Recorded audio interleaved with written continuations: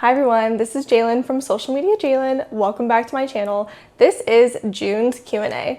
Every month I do a Q&A over on my Instagram where my followers ask me questions on everything they want to know about on how to grow on Instagram, how to gain followers, how I run my own business. So these are all the questions I got this month.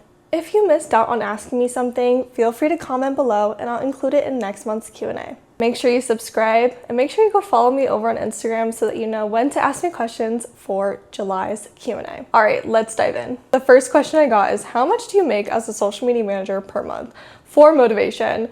Or where can you find a high ticket client?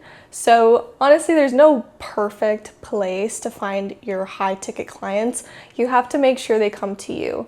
My average income every month is completely different. There's always ups, there's always downs. Sometimes I lose a client, sometimes I gain a client. So there's not really a set monthly income, but for achieving those high income months and getting those high ticket clients, I recommend that you have a good portfolio. I recommend that you have prices that make sense. So making sure you're not undercharging or overcharging, have good packages, offer customizations, make sure your services are super clear. You're not offering too much or too little, because a lot of people make mistakes and think, oh, I'm gonna have coaching, I'm gonna have engagement, I'm gonna have social media management, I'm gonna have this, I'm gonna have that, and then your clients are gonna be overwhelmed. Most high ticket clients wanna just click and buy and not worry about it. So make sure your services are super clear, make sure you're super professional. If you're posting online, this is gonna be the best way to get those high ticket clients. LinkedIn is a great way to find clients, but making sure you're posting on your platform consistently, making sure that you have a good branded look, professional, authentic, people wanna connect with you. Those are my best words of advice for trying to find those high ticket clients. The next question I got is, how do you do your research to find trends? What are your sources? So for finding trends, honestly, this is just something that I do on my own time. As a social media manager, I'm chronically online. I'm always scrolling, even after working hours. So I've been doing this new series over on Instagram where I do weekly content ideas, what's trending.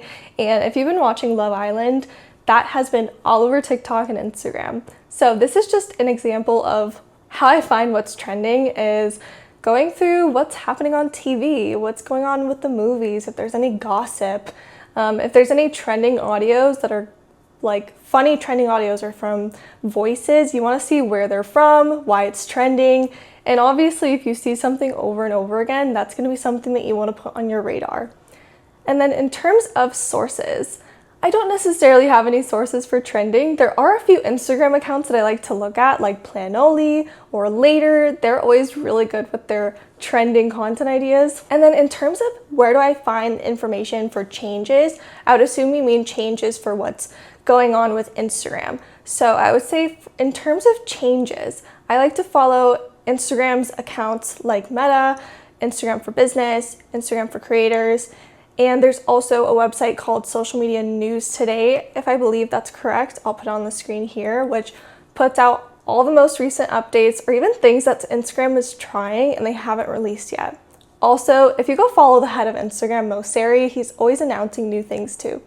All right, the next question I got is simply hashtags, please. So in terms of hashtags, it's not really a big thing on Instagram anymore. They are important. I would say definitely continue using them, but SEO is more important. So what that means is in captions or in reels or in your carousels, making sure you're using lots of keywords. Don't just dump a bunch of keywords as a paragraph at the end of your caption, just naturally integrate it in there. And make sure you're adding hashtags. Hashtags still help you get reach and engagement. Also, a trick I like to use is put your branded hashtag too. So for example, for me, I put hashtag social media Jalen in all of my posts. And this is a really good way of tracking your own posts to see if people are copying, pasting your captions and stealing them. So this is just a little trick I like to use. If you guys are stealing my posts, I know you're doing it because you're still using my hashtag. So the next thing somebody asked me about was SEO, which kind of goes into hashtags. So in terms of what SEO actually means, it stands for search engine optimization. There's been a new update which makes SEO even more important. So similar to TikTok, when you see the search bar on someone's post and a few keywords here, they're doing this on Instagram. So what that means is when you're talking in a video or when you're posting a carousel, it's going to pick up the keywords of what the theme or what the subject of your post is about. And they're going to use those keywords. So when people are searching on Instagram, say recipe for pasta, and you're using those words in your caption or your post is going to pop up just like other people's.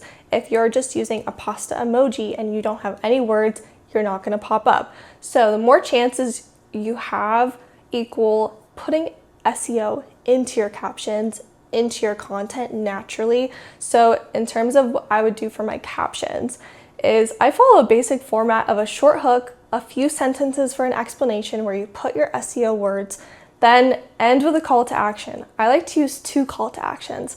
One can be something sales forward, one can be just a thought-provoking question, then your hashtags at the end. This kind of goes into my next question. Storytelling. How can I craft my stories to get more engagement? So storytelling is everything right now. If you haven't noticed the shifts in social media, everything is shifting from educational to personal branded, which includes storytelling. So instead of 3 tips to grow on Instagram, it's the mistakes I made in order to grow on Instagram and what you should do instead. So adding that personal perspective and adding your story in there. So to make it more engaging is add both the wins and the losses. Add the mistakes and what you did well, because people want to trust you. You don't have to be perfect on social media. So making sure you're adding your opinion, have controversial opinions, have harsh truths, add your attitude, be witty, be truthful, be yourself is the best kind of advice I can give you for storytelling. It doesn't have to be perfect. You don't have to write a whole essay. Just adding in even a few sentences at the end of what your personal take on the category or subject of your post is. For example, a lot of followers ask me, when did I finally start seeing growth? And how do I know if I'm posting consistently and when I'm going to see that growth?